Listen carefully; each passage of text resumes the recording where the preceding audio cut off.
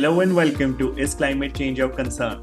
A podcast where we discuss approaches to climate action and explore practical actions that benefit both our well-being and the health of our planet. I'm your host Anirudh Nanda, and join me each week as we embark on this journey to turn concern into action.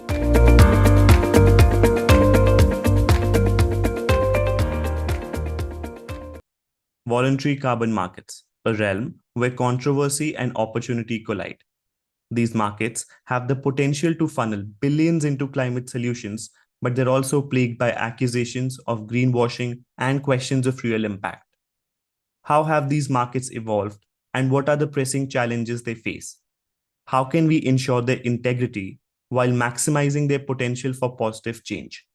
What role do governments play in shaping these markets and ensuring they contribute meaningfully to climate goals?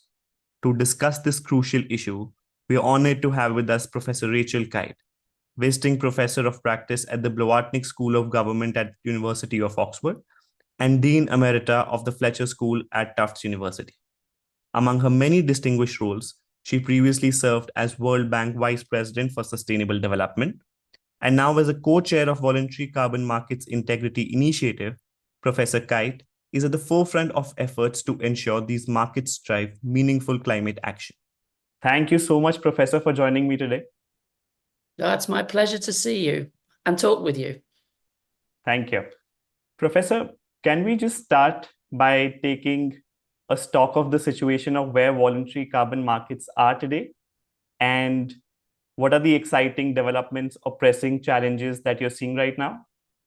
Well, that's a great question. I think it's important to just step back a little bit to see where we've come from, to understand why we are where we are.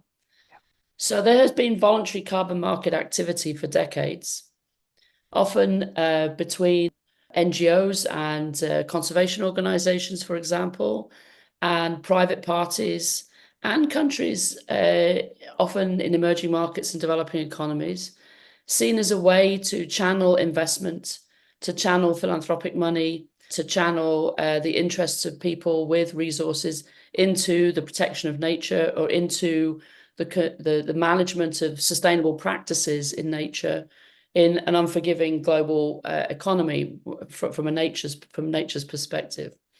And I think in the run-up since Paris, where in 2015, where governments agreed on Article 6, which was about market-based mechanisms for helping to get to the Paris goals, the two things have been happening is that there's been a long and torturous process of negotiation of exactly how Article 6 will work between governments, but that has a big implication for voluntary markets as well.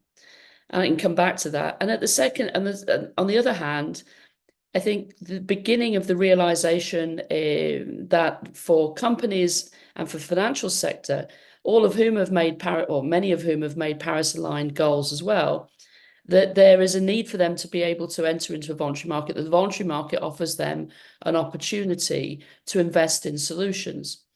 And in 2021, at COP26, or in the run-up to COP26, there was considerable effort put into understanding what the potential of the voluntary carbon markets were. And this work really suggested that voluntary carbon markets could grow with a big demand from the private sector, from those who've made net zero targets, and a need for financial resources to flow into emerging markets and developing economies, in particular into those economies that weren't getting investment into the protection of their nature or their resilience or their adaptation. And this work suggested that the voluntary carbon markets at some point could reach, quite fantastical numbers of sort of, many, many, many trillions of dollars. This provoked a backlash and, based on, real fear, based on some examples of poor practice, with the suggestion that if companies used the voluntary carbon markets without any integrity in what they were claiming, and if there wasn't more support into the actual verification of the quality of credits being issued, that this was nothing more than greenwash.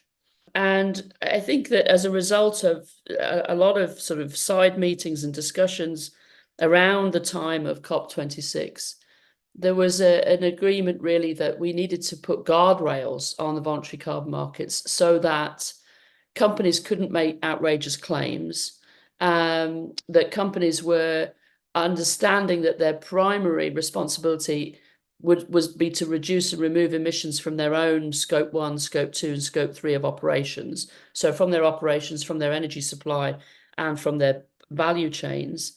That if we put those guardrails around the voluntary carbon market, so principles of what is a good carbon credit, a rule of a code of conduct on how companies should behave, that maybe we could have a market with integrity, and that market with integrity could then grow. Where we are today, fast forward to 2024, is that there are now emerging principles on carbon credits which have been developed by the Integrity Council for Voluntary Carbon Markets, which is an organization with a multi-stakeholder board and registered in the UK. So it's a voluntary or sort of quasi-regulatory body, in fact, at this point. And on the buy side of the market, the Voluntary Carbon Markets Integrity Initiative, VCMI, of which I am a co-chair, has developed a code of conduct for companies to show what they need to do in order to be able to use the voluntary carbon market with integrity, and what claims they can legitimately make depending on where they are in their transition journey. However, I think that there is still very strongly held opinions in different parts of the market and different parts of the economy and society about whether or not carbon credits or offsets can ever be part of the journey to net zero. And unfortunately, in the past, we've seen companies overclaim, and that has sowed distrust.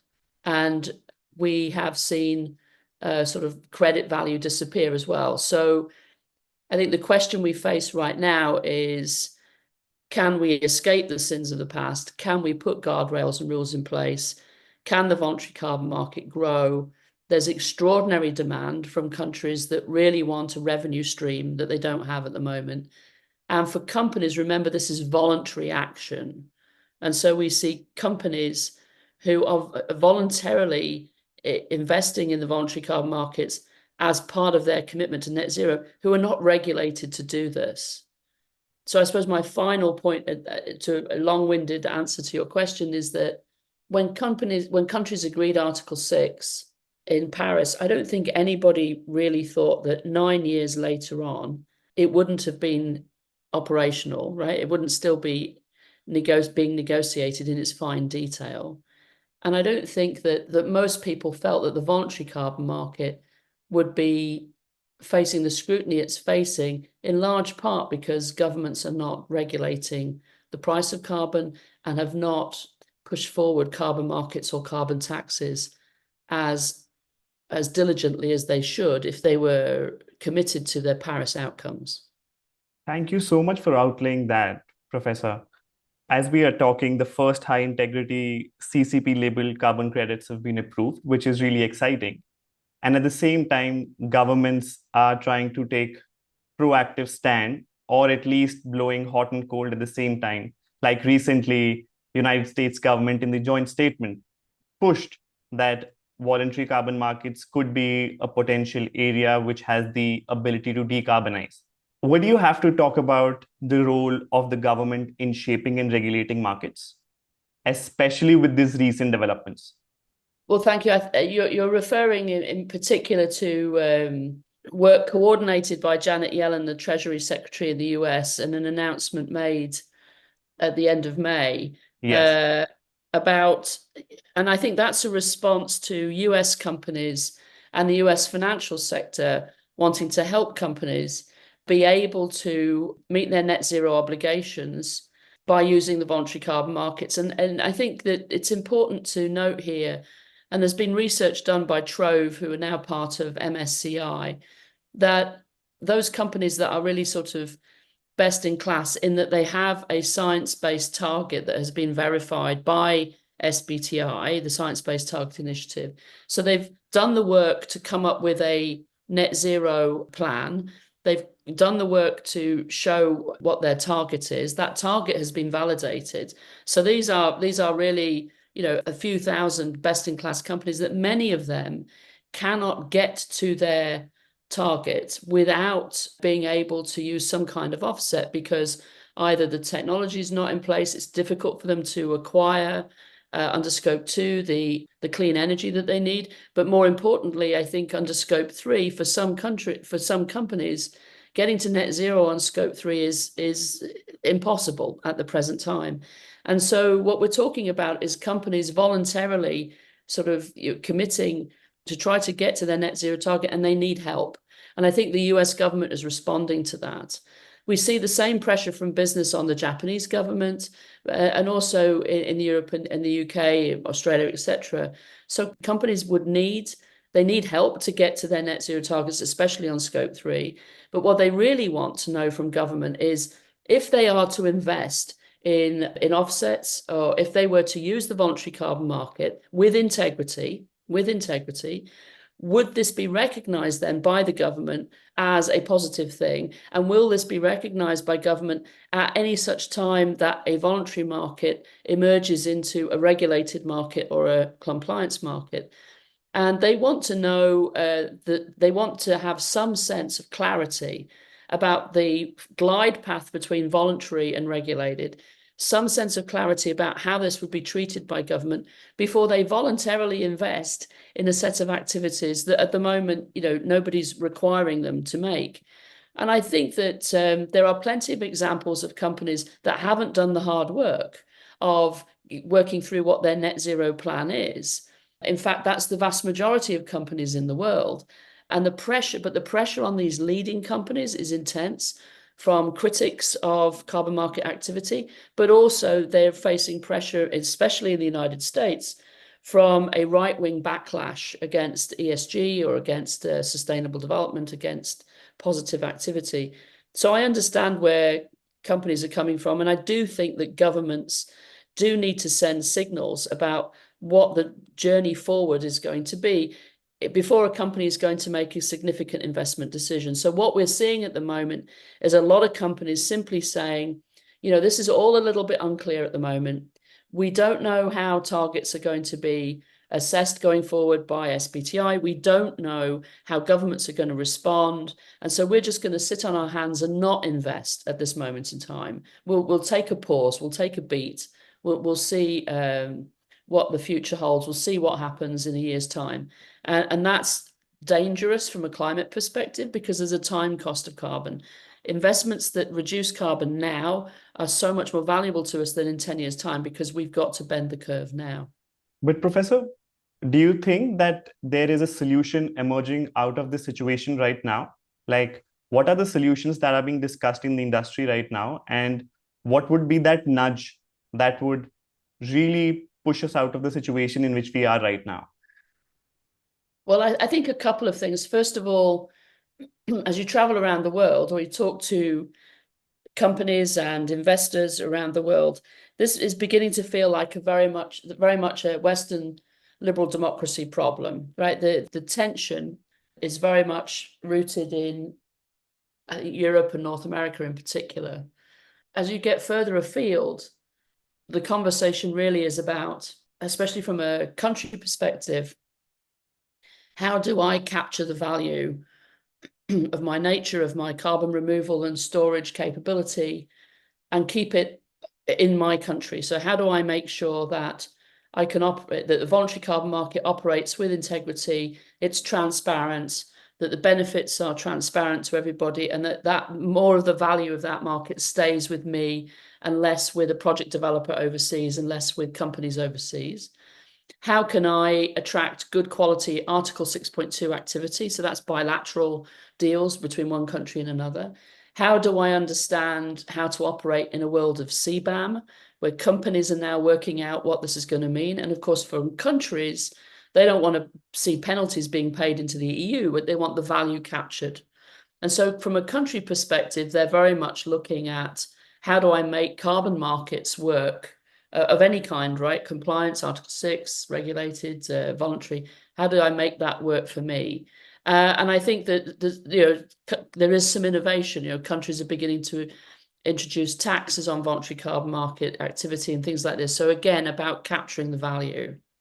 On the corporate side, I think the question is if the signals don't get resolved, should we imagine that certain sectors of society simply establish their own sort of targets? I think that's quite a radical move, but there are some murmurings about that.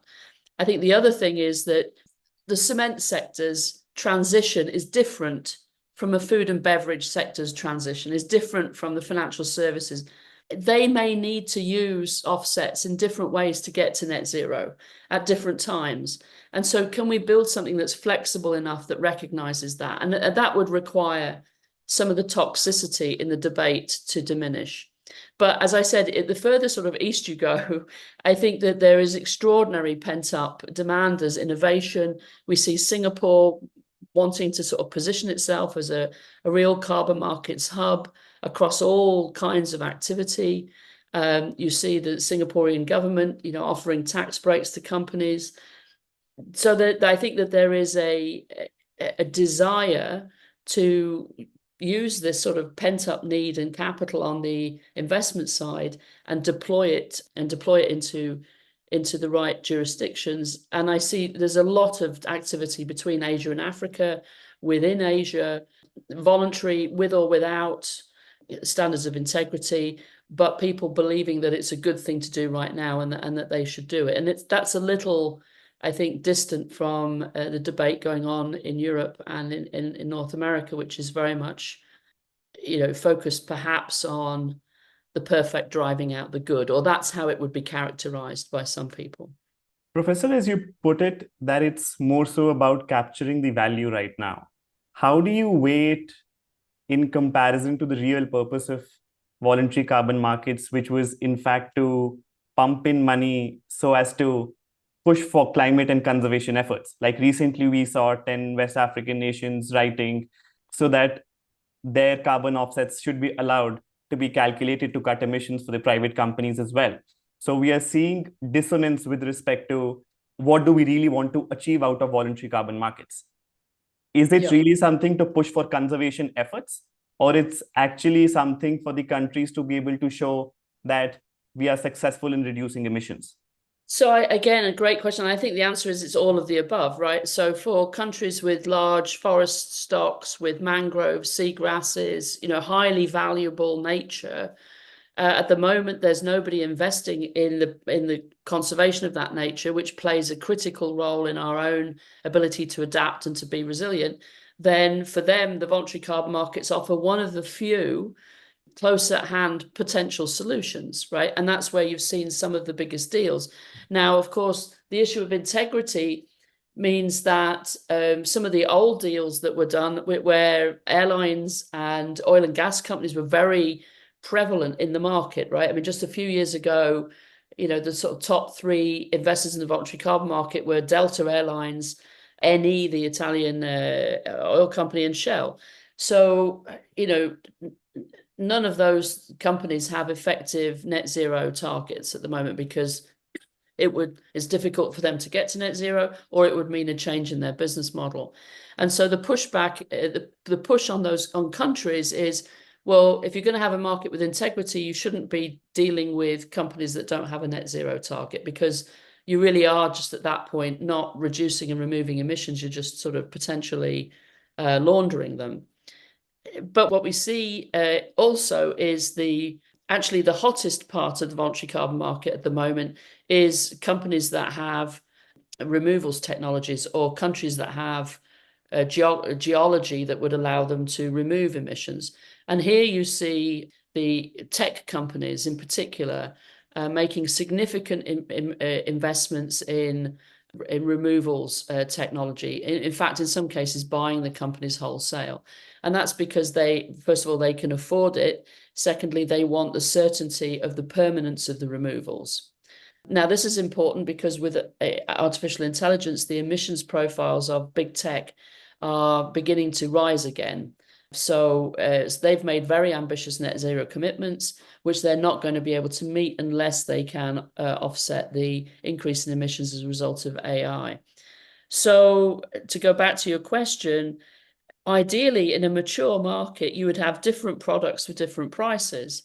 And so a removal credit might be worth would have one price, perhaps a nature-based credit would have another price, a reductions credit might have another price, right? It would depend on the value that we put on those. And I think that as the market matures, you could potentially see different products, different innovations. There are already companies working on insurance products into the market. So what happens if the stand of forest that your credit was based on is lost in a forest fire? Can that be insured? So there's a lot of potential innovation. I think what we're looking for is more clarity and more certainty around how the target setting bodies and how government will treat the use of credits in the long run. Professor, before we conclude the call, what are your hopes for the voluntary carbon market and how do you see its role evolving over the period of time? Well, my big hope is that that reasonable people can agree and disagree, but what we can agree on is that an investment made today will yield a benefit for a community, for nature, for emissions reduction and for emissions removal, and that we don't have any time. And that as we sort of build this voluntary regulation or voluntary supervision of the market, that we do it based on what works in regulation, which is that you regulate for the majority of circumstances, right? And then there may be outliers and there may be poor performers and there may be bad things that happen, and they should be, penalized as a result of the regulation. But you can't regulate for absolutely every possible circumstance. So you're basically working on an 80-20 rule. And that is not to be callous and that is not to be cavalier, but that is to be able to allow the market to work and to be able to allow the market to value things which are of high integrity more than junk.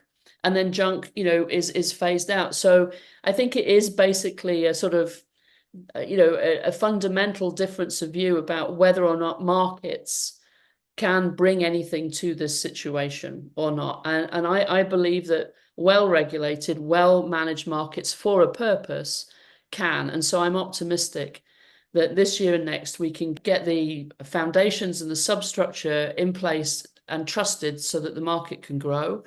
And I think that if we don't, then we shouldn't be surprised that given the need for financial flows into emerging markets and given the need for companies to be able to operate in quite difficult regulatory situations around the world, that the people will break away and do their own thing. And that might be better or it might be worse than what we're trying to build now. But we shouldn't imagine that people will stand still. The need is just too large. And Professor, if we were to convert this hope into a call of action to any of the stakeholders, would you have any call to action for any of the stakeholders as such to summarize what we have talked today? Yeah, so I think for companies, get your net zero plans in place, work out what's possible, what's not possible, push governments to regulate where you need their regulation to make you be able to be successful, and put pressure on the ability to be able to use the voluntary carbon market, and that should be considered as a positive at the point where governments start regulating. Or secondly, I think for the private sector, the private sector is very good at lobbying against regulation that it doesn't want. But I think in all aspects of sustainable development and climate transition, the private sector needs to be better at asking for what it really needs. And if that's effective carbon pricing and certainty, then it should do so. For governments, I think they should send a signal about how they intend to regulate and operate in the carbon market space and start consulting more broadly and quickly with the private sector and other stakeholders. For governments as well that want to use the voluntary carbon markets, there's good practice now emerging in terms of benefit sharing agreements, which can be transparent, which can take away a lot of the hostility because people can see who's benefiting and who's not. For civil society, I think it's a long, hard question about how do we get the transition moving more quickly and how effective civil society can be in that. And then I think for the negotiators at the UN, it's time that Article 6 is negotiated. It is time that Article 6.2 is clear. It's time that Article 6.4 is landed.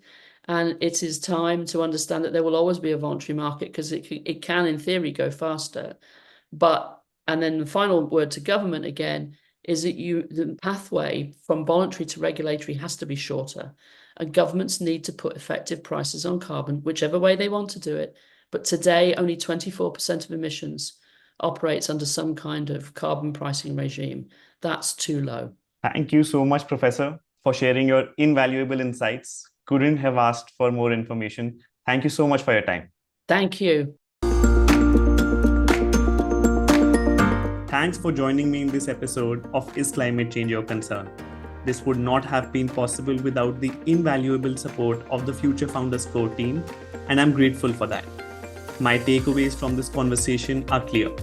We urgently need investments that reduce carbon emissions now, and voluntary carbon markets have immense potential to accelerate this reduction. However, the credibility of these markets hinges on several crucial factors: robust government regulation, transparent standards, and genuine conservation efforts. The challenge lies in balancing national interests with global climate goals, particularly as we work to finalize the mechanics of Article 6.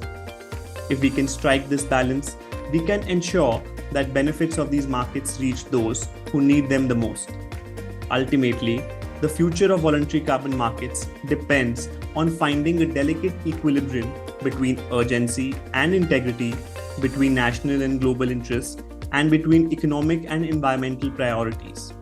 It's a complex task, but one that's essential for harnessing the full potential of these markets in our fight against climate change. Do let me know what you think about this episode, and if you enjoyed this, please subscribe and share it with your friends. See you next week.